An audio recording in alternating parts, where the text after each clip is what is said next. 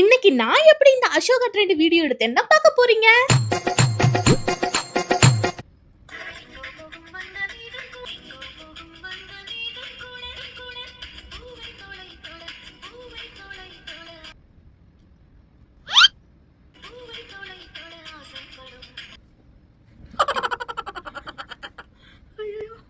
முடியலையே என்ற பொண்ணு கடவுளே.